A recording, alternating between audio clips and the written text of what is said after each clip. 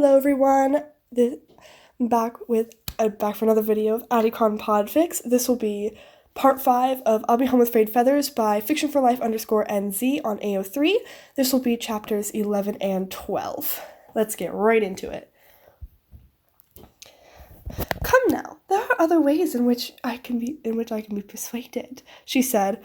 When he did not move to take her offered hand. Other ways in which you can take control and other means of deceit. There are other ways for me to judge the good in your soul. He could feel his wings puffing up, the feathers bristling. His brain screamed at him to run, but he couldn't, not yet. His men still weren't free. There are other actions of passion, some you may have left to learn, Circe continued. If you want to save your men, show me how far you are willing to go for them. Prove you are as loyal and protective as I am to my nymphs. Sleep with me, dear, and I will set them free. I was just trying to kill you, he pointed out, pulling his blade away and taking a step back. And now you want to take me in your bed. It was a mistake, one he shouldn't have made. She pounced on his hesitance, pushing herself into his space with desire in her eyes. The atmosphere had become near suffocating now. He felt like he was drowning in the smell of flowers and honey. Yes, you beat me. That's not something easily done, she purred, trailing one finger down his chest. I must admit, it intrigues me, a man like yourself going so far just to save a handful of soldiers when you still have plenty. Plenty would have been if all 600 were still alive, and even then, he still would have come back for the 3 he was here for now. They are my brothers in arms. Noble, she giggled, other hand shaking around his arm and tugging lightly. Come now, just this once, you won't regret it. I've already made a lot of mistakes, he growled, pushing her hands away firmly. Who's to say this won't be another? Don't be afraid, she whispered, the room growing darker as she continued to invade his space despite his clear protests. There is so much power right here between us, and yet neither of us is a puppet to be controlled by it. You have nothing to fear. Her hands were back, threading between his own fingers and tracing the side of his neck. He shuddered involuntarily and stared, hoping his eyes would voice the pleas that couldn't seem to make it out of his throat. Her eyes were mesmerizing. They reminded him of another pair. He couldn't quite remember who, though. His nose was overwhelmed by the sweet perfume of the plants and the sorceress draping herself on him. He was drowning in it all. He stepped back, unable to dislodge her as she clung to him, and the back of his knees hit something solid behind him. Unable to stop the momentum carried him backwards, and he landed with a huff thump on something. Circe was still with him, smiling while her eyes remained fixed on his. This is the price that must be paid if you want them to live, she reminded him softly, threading her right hand through his matted locks and then reaching past, caging him beneath her. She was beautiful. He didn't doubt many men would have given their finest treasures for a chance to even have her interested in them. And yet she was here, with him, and try as he might, he couldn't find the strength to struggle. The world seemed so irrelevant with her above him. I'm just a man, he murmured back to her, or himself. He did not know. Forgive me. You have nothing to apologize for, she purred. Just close your eyes and let go. Prove to me you are willing to protect your own. The air was sweet, intoxicating even. Her voice was a perfect melody, promising no pain, until he felt a pressure at his side. Her left hand was planted on his wing, pushing up the feathers at an awkward angle. She was touching his wings, and it didn't feel right. She was touching his wings, and only one person should be allowed to. Penelope. The world came back into focus in one jarring slam. He became aware of the overwhelming hum of power in the air between them, the padded surface of the clin he had landed on when he fell, the distance between himself and the witch about to press her body on top of him. Get off! He screamed, surging up and pushing her away. All of his wings were beating, the largest set going as far as to strike her unintentionally across the face when she did not move back in time. He staggered away from her, from the climb she had just pushed him to lay upon, until he was cowering a good few meters out of her reach. The wings behind his ears were pinned, and the set on his lower back curled forward and around, hiding his body from her. A spell. She tried to fill his mind with desire to make him... He didn't want to finish that thought. I can't, he choked out, refusing to meet her gaze. Please, my wife awaits for me back home. She's my everything, my beloved Penelope. I cannot forsake her and lay with another. She's all my power, all that keeps me fighting to get home. He could feel tears trickling down his cheeks as the thought of his love. He was still so far, and it had been so long already. What was it? Nearly 12 years? He'd lost count. I haven't seen her in 12 years, he admitted, voice cracking. 12 painfully long years in which I have fought and bled and suffered for a chance to get back to her and our son. Now I may never get to, for the god of tides is out to end my life. Took an immense effort to look the sorceress in the eyes again, expecting another trick or spell, but there was nothing of the sort. She looked pained, conflicted. He hung his head, shivers racking his body. Please, Circe, I beg of you, show us mercy and let us leave. We only need a chance to repair our ship, and we will never return. He wasn't sure how long he stood there for, the silence stretching on, and on, until, "Ugh, Poseidon, you said?" She finally sighed, standing up from the recline and approaching him. He shuffled away out of her reach, the message clear. She understood and slipped back again, pulling her hands out from behind her back, palms facing upwards for him to see what she had been holding. It was a dagger, wickedly sharp. A final game of wits to find a victor, a sacrifice neither had wanted and had nearly gone through. She had not actually desired him, and he felt immense relief knowing that now. "I might know a way to evade him and get home, but it's very dangerous," the sorceress said, making the weapon vanish with a wave of her hand. "I know of a brilliant prophet. The problem is, he's dead. I can't get you home, but if you go to the underworld, he might be able to. As long as you promise that your men will not harm my nymphs, you can stay on my island and recover until the time comes for you to make such a journey." "You're helping us?" he asked, scarcely willing to believe anything she might say. "There are other ways of persuasion," she reminded, with a smaller and more genuine smile. But I won't really be helping you. Hermes can do that since he seems so invested in your struggles." "I'm not invested in his struggles. I'm invested in his survival, dear," Hermes protested, darting through one of the windows to float at his side. "We're related, can't you tell?" "Unfortunately, I can," she muttered, but her tone was teasing. I'm surprised you let me go so far with trying to kill him." Odysseus glanced sideways at his great-grandfather, curious to see his reaction, but their attention was focused solely on him. Even without seeing their eyes, he could tell they were upset. Shit. Where is it? Sorry about that. Odysseus glanced sideways at his great-grandfather, curious to see his reaction, but their attention was focused solely on him. Even without seeing their eyes, he could tell they were upset. "Darling, I was very concerned. I was going to have to break the rules to get you out of there," Hermes scolded. "I'm starting to think I should have given you another molly this morning and hoped it wouldn't have any negative effects." "I'm okay," he insisted, "but thank you." "If you're sure. You're still shaking. Come now, let's sort this out with your crew so that we can get moving tomorrow. And afterwards, I'm sure Circe here wouldn't mind letting us use one of her baths to clean you up. I need to show you how to clean your wings properly anyway." That I can do," the sorceress agreed. "Your men are being kept in one of the pens outside. I'll bring them through in just a moment. I'm also willing to let your crew sleep here in the morning as long as they do not go anywhere else or near any of my nymphs." Hermes handed something to him as she skipped off to transform his missing men. It was Polites' headband, now blessed. With a breathless thanks, he retied it securely around his right wrist. Just a few seconds later, his missing crew members came scurrying through the door with Circe in tow, relief evident on their faces as he bid her farewell for the time being. They found Eurylochus and the rest of the crew trying to dig the ship out of the sandbanks Hermes had caused it to sink into. Repairs had been made already, one less thing Odysseus would have to oversee. He left the men to reunite with their friends and clapped one hand on his second-in-command's shoulder, spooking them out of their intense focus.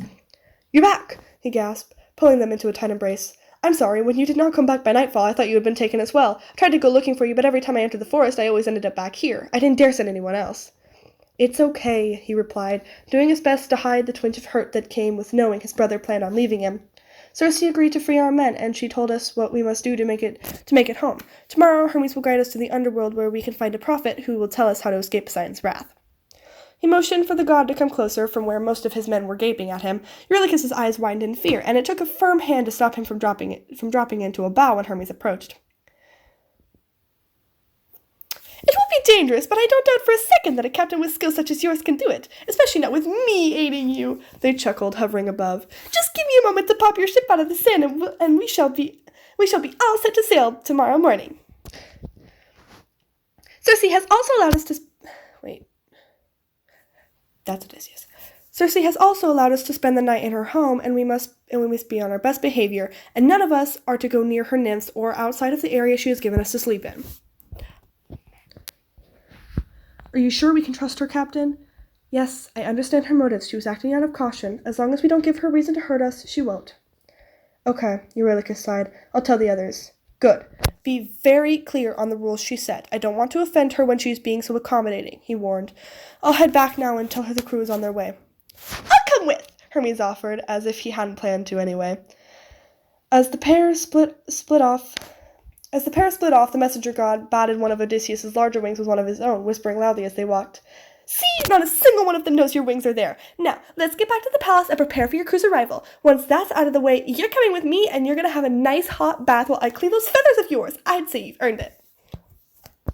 That was chapter 11. This will be chapter 12. The Underworld. They left Circe's island at first light the next day, promising not to return unless they had no other choice. She gave them supplies and allowed his crew a chance to bathe, and then they were sailing with the messenger god guiding their ship towards the underworld. His wings tilted to catch the breeze that blew past, funneling the air beneath them as if it would be enough to lift him up. The ones on his heels, too low to catch the wind like the others, would flutter at random intervals when he moved and leave a prickling sensation where the feathers brushed skin. Hermes promised that they would settle in time, but for now he would have to put up with the smallest sets moving erratically while the nerves finished forming. He still hadn't gotten used to having his wings out, even if his crew couldn't see them. He kept expecting one of the men to stare and point out that something was off with their captain, but they never did, so he hoped in time his anxiety about it would fade. Eurylochus had at one point asked about his Peleus, so he'd lied that said that he'd lost it while on Circe's island and did not care to replace it, tacking on for good measure that his hair needed some time in the sun, since his friend had grown skilled in reading his silver tongue. It was actually harder to get Hermes to stop fawning over him while he was around the rest of his men, while the messenger god could simply be passed off as clingy and invested in helping their plight, something none of the crew would dare utter aloud in fear of being killed by said god. It was hard when their larger sets of wings would dart out and playfully swat against his own. To the crew, it simply looked like Hermes was preparing to pull some kind of trick, which in turn made them anxious of being a victim, but Odysseus didn't have the heart to tell him to stop. Clearly, the discovery of their relation had left the god overjoyed. Any opportunity he was given to help him with his wings left Hermes utterly delighted. He'd never had someone to teach such things, and Odysseus wanted to learn. Having his wings out felt good, right even. There's no other way to put it. His back, sides, and heels didn't ache, and the scarring wasn't getting any worse. The ones behind his ears didn't itch, and they didn't need to be cleaned as much. They still moved mostly on their own accord, the inner workings still building up strength and attaching to the rest of his body, but he was steadily gaining more control. In the early hours of each morning, just after he'd woken, Hermes would pull him aside and run through the wings and run through the wing stretches with him. This was something he was more than happy to do, as he'd quickly learned that unless he rested at a certain angle, he couldn't sleep on his sides because it forced the larger set of wings to bend at an uncomfortable angle. But he was learning, and a decent bed would probably help to solve that particular problem. 5 days after they had set sail again, they reached the opening to the underworld. "Friends," he called to the assembled crew, "Hermes and Circe's instructions on what we will find on the other side are clear. Remember, no matter what we hear, full speed ahead until we find the prophet." "Full speed ahead!" the crew echoed. "This place will attempt to confuse us. No matter who we find, we must push on. We cannot stay with the dead, and they cannot come with us." Well said, dear," Hermes praised. "I'll be here as well to guide you along the river. The prophet known as Tiresias will be awaiting our arrival, but he lies some distance in. Now, off we go into the fog, and be quick about it. The sooner we get through, the sooner you can get out." "Yes, Lord Hermes." It seemed the ship had barely passed through the rolling gray cover before things became near overwhelming. First, it was dead silent, save for the creaking of the ship and the whispers of the crew, trails of light darting in the corners of his limited vision, and he had an odd feeling of weightlessness as they finally crossed the threshold between the living and the dead. His stomach flipped, not enough to make him feel sick, but uncomfortable in a manner that made him shudder, goosebumps breaking out all over his body. Then the wailing started, and all of his feathers puffed up. Some of the crew gave shouts of fright from behind, and he heard some of them muttering prayers, an odd thing to do, given they had a literal god guiding them. "All I can hear are screams," he breathed, feeling Hermes steady him as the noise grew even louder, and he tried to close his eyes and block them out. They're the same ones from my nightmares.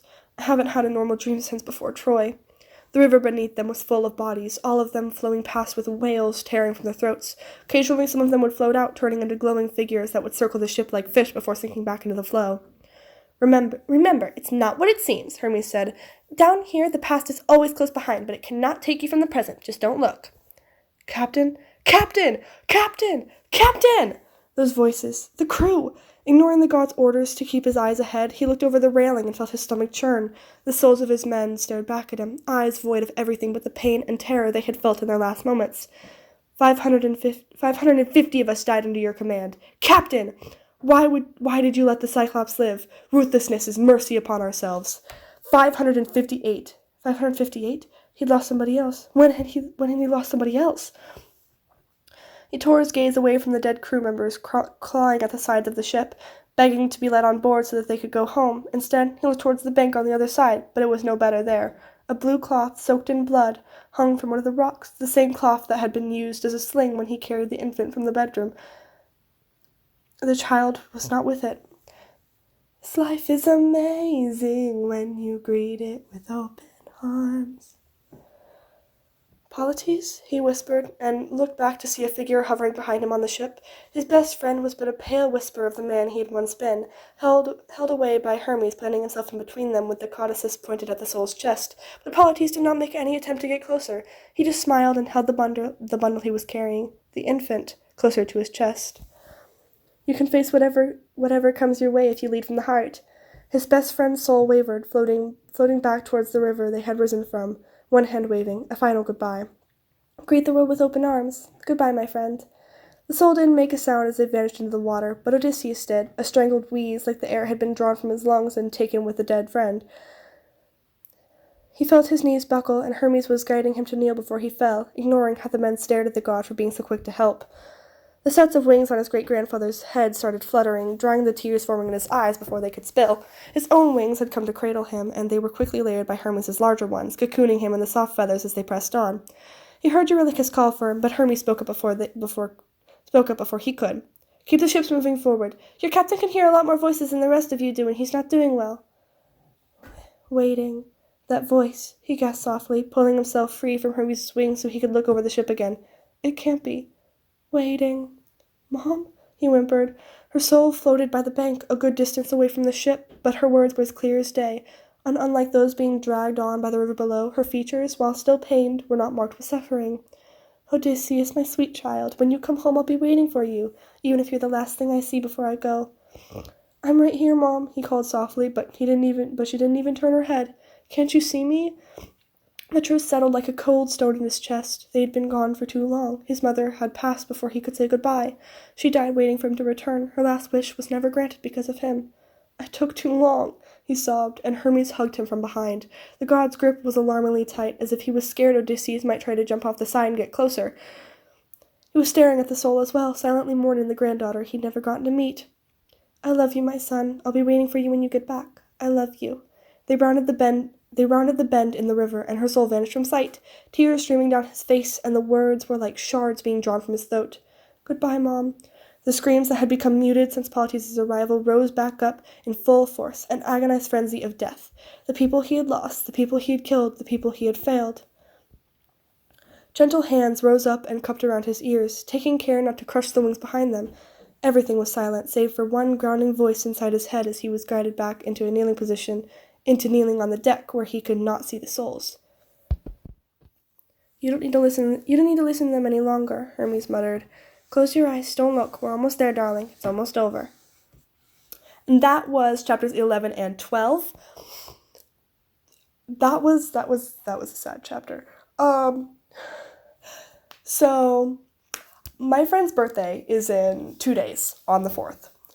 And I know she's subscribed to this. I know that they're subscribed to this channel. And I'm hoping they'll see this because I know they like Epic. Because I listen to it with them. So I'm hoping they'll watch this. So I would like to wish them a happy early birthday. I will definitely be wishing them a happy birthday on their birthday. And I would like everybody to leave happy birthdays in the comments for my friend, who I'm not going to say their name because I haven't asked them if I can do that, and I'm not going to. Because I'm hoping they'll watch this, and I want it to be a surprise. So I would like everybody to leave happy birthdays down in the comments for my friend. And I hope you all enjoyed this video. I will be back next week with the fifth chapter? I think it'll be the 5th chapter of Get I Bird, Can You Reach Out? Yeah. So I hope you all enjoyed. I'll see you next week. Oh, also, if anybody knows how to link the fics down below in the description, that would be very helpful because I don't know how to do that. So that would be very helpful if you could, if somebody would tell me, because I don't know how to do that. And that's all I have to say, so goodbye!